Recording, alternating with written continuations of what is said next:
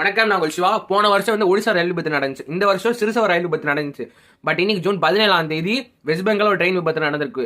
அதே மாதிரி ட்ரெயின் விபத்துல 8 பேர்கிட்ட இறந்துருக்காங்க. இது வரைக்கும் 50 பேர்கிட்ட காயமாயிருக்காங்க. ஓகேங்களா, அங்க 50 ஆம்புலன்ஸ் மேலே நின்றுட்டு இருக்கு. அதே மாதிரி இன்னும் கணக்கெடுப்பு போய்கிட்டு தான் இருக்கு. எத்தனை பேர் இறந்துருக்காங்க, எத்தனை பேர் காயமாயிருக்காங்கன்ட்டு. ஒரு கூஸ்ட் ட்ரெயின் போய் ஒரு பேசஞ்சர் ட்ரெயின் மேலே முட்டி இருக்கு. வெஸ்ட் பெங்கால் நடந்திருக்கு. டோட்டலாக வெஸ்ட் பெங்கால் கவர்மெண்ட் தான் டேக் ஓவர் பண்ணியிருக்காங்க. வெஸ்ட் பெங்காலோட சிஎம் வந்து அங்கே இருக்காங்க.